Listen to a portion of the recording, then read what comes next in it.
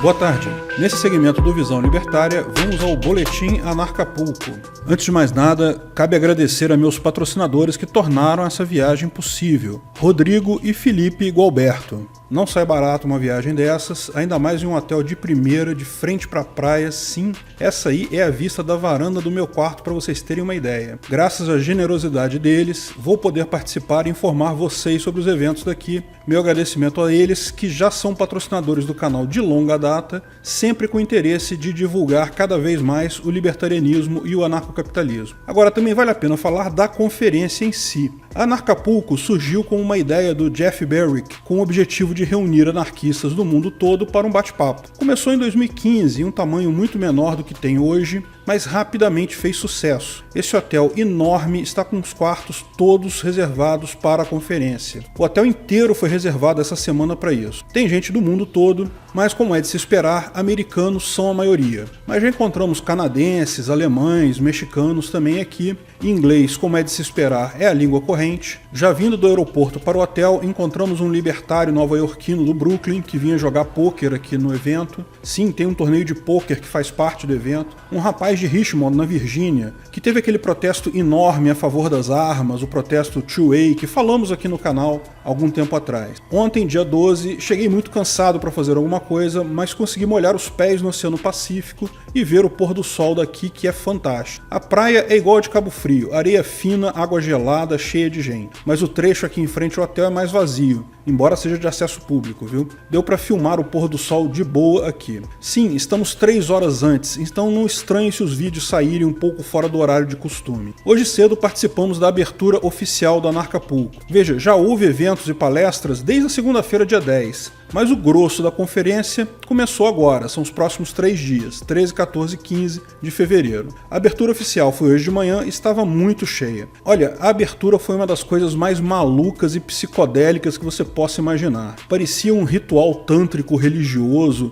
misturando o que o cara fez, um monte de reza estranha, falava come, come, come, pelos portais do universo, não sei o que, para os peixes do sul, os felinos do oeste, os pássaros do norte, daí acendia uma vela e fazia depois teve um exercício de fazer não sei o que lá. Em determinado ponto o cara falou essa, olha só, dê o seu consentimento telepático para a energia entrar em você, mudar o seu DNA e te evoluir. Eu fortemente não dei o meu consentimento telepático ou de qualquer outro tipo, porque não sei se você sabe, mas energia entrando em você e causando mutação do seu DNA é literalmente a doença que a gente chama de câncer. Evolução é outro processo totalmente diferente. Tem que confessar que no meio dessa apresentação, por um momento eu fiquei preocupado. Será que essa conferência seria só loucura alucinada desse tipo? Para piorar, olha só o panfleto que me entregaram na entrada da palestra. Vacinas causam reações e você sabia que uma terceira torre caiu no 11 de setembro de um tal grupo de engenheiros e arquitetos pela verdade do 9/11? Junta isso com um conjunto de sujeitos com aparência estranha que tem por aqui, realmente, por um momento achei que eu estava numa convenção de malucos completo. Mas felizmente a apresentação tântrica acabou, foi seguida por uma apresentação de rap libertário que eu achei meio meh. Depois juntaram as duas coisas. Enfim, na verdade foi um show de abertura meio exótico. E daí entrou o Jeff Berwick, que é o cara que organizou a coisa toda. E ele já entrou falando, que loucura isso, eu contratei esses caras sem saber exatamente como é que era o show deles. Que viagem maluca. Todo mundo riu. E olha que ele se apresentou dizendo ser o cara que já experimentou todos os narcóticos conhecidos da humanidade. Se até ele achou isso maluquice, imagina. Sim, a palestra dele, ele falou um pouco sobre a trajetória dele, foi o cara que foi lá na ilha das Lolitas, do Jeffrey Epstein, lá no Caribe, andou por todo lado lá na ilha do Jeffrey Epstein, depois teve que sair correndo porque seguranças e policiais chegaram lá na ilha. Ele também já percorreu o mundo fazendo entrevistas com anarquistas, anarcocapitalistas, libertários do mundo todo. A palestra dele, como me explicaram depois, são realmente coisas totalmente sem temas. Ele vai falando, ele não prepara nada, não prepara roteiro,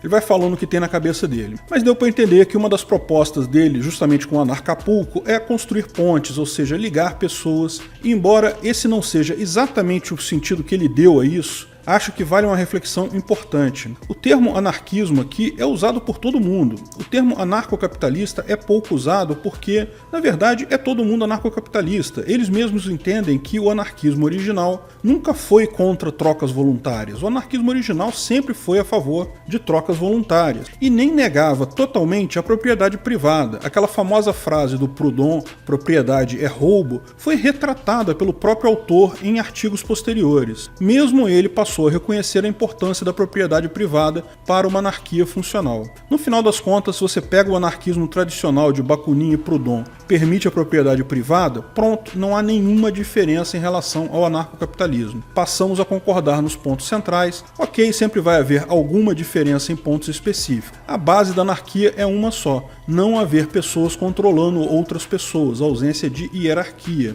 Esse é o ponto base, e todas as diversas correntes de anarquismo compartilham essa visão apenas com diferenças de entendimento sobre outros pontos. Creio que isso é interessante porque vejo muita gente do movimento anarquista tradicional proudiano brasileiro que enxergam a coisa pelo lado puramente coletivista, pela visão do Bakunin, por exemplo. Essas pessoas veem o capitalismo pela definição marxista de algo ruim por definição. Esse ponto de vista claramente deriva do nosso histórico de comunismo aqui em Banânia, que é uma visão comum não só aqui, mas em toda a América Latina, de forma que esses anarquistas ficam ressentidos por algum motivo, meramente com o fato de usarmos o termo anarcocapitalismo. Eles ficariam surpresos de ver que na maior conferência anarquista do mundo, todo mundo se define como anarquista, todo mundo fala que imposto é roubo, todo mundo é contra governo e conversam os demais temas de boa, entendendo que há um conjunto de coisas básicas sobre o qual concordamos e podem haver coisas mais acessórias que discordamos. E sempre vai ser assim. Mesmo entre nós anarcocapitalistas, temos uma base que todo mundo concorda e tem pontos que são discordantes. Importante é concordarmos que a escravidão é errado. Ninguém pode ser obrigado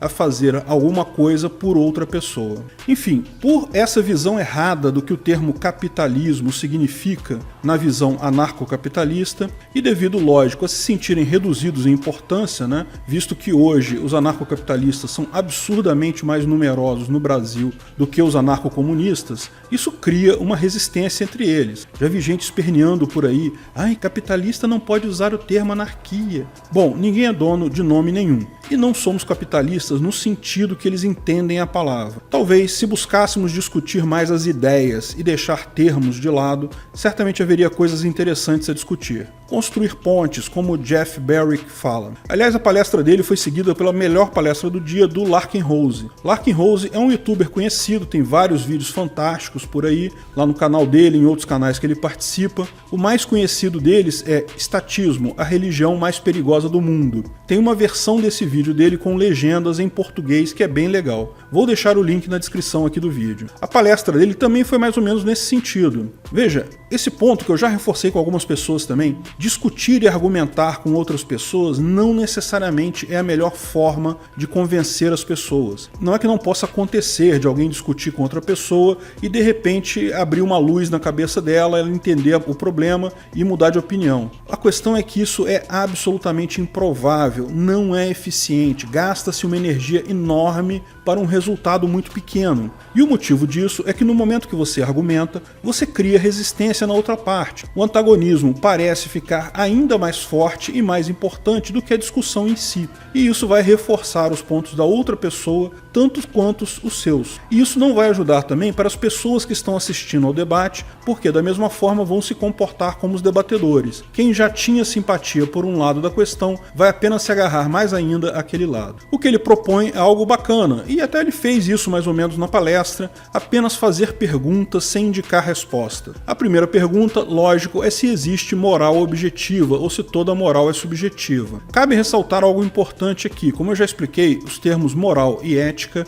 são usados por um monte de gente com um monte de significados diferentes. Então, muita gente, eu particularmente, chama a moral objetiva de ética, sendo moral apenas a moral subjetiva, ou seja, regras dependentes de costumes pessoais. Mas lógico que o importante é a coisa, não o nome que se dá a ela. É perfeitamente possível entender o que ele diz. Sim, existem determinadas ações, determinadas regras que, se quebradas, sempre indicam algo errado. Não é questão de opinião ou política, matar uma pessoa pacífica é errado sempre. Mas veja, ele não responde a pergunta, ele apenas faz a pergunta. Depois Se você acha que moral é popularidade, ou seja, se a maioria das pessoas achar que determinada coisa é errada, isso justifica tal coisa como sendo moralmente errada, lógico, é um complemento à parte de cima. Se a moral é objetiva, lógico que não pode ser por popularidade, porque opiniões das pessoas mudam com o tempo. Então ele pergunta se você concorda que algo é injusto de você fazer. Você concorda que também é injusto você mandar alguém fazer isso por você? E assim continua sem respostas a perguntas, apenas fazendo as perguntas, você responde o que quiser, mas é lógico, dá pra ver a linha de raciocínio dele nisso. E esse tipo de coisa pode mesmo ser muito eficiente. Ao invés de tentar brigar com anarcocomunistas ou com estatistas por aí, explicando os pontos de vista anarcocapitalistas, talvez fosse interessante mais perguntar a eles os pontos lógicos, ao invés de simplesmente fazer a sua explicação deles. No final, o argumento do cara é contra o voto. Como não é moral usar violência contra alguém, não é moral mandar alguém usar violência contra outra pessoa, também não é moral votar, porque o voto é uma autorização para aquela pessoa fazer violência contra outra pessoa. Eu entendo perfeitamente essa linha de raciocínio, mas como expliquei em vídeos por aqui, eu não concordo inteiramente com ela. Eu concordo que ela define o Estado como algo moralmente antiético, e o Estado é totalmente antiético. Mas votar não necessariamente, porque votar não significa legitimar a violência cometida. A intenção não parte de quem vota, mas do político. Quem vota meramente está escolhendo a menor violência para si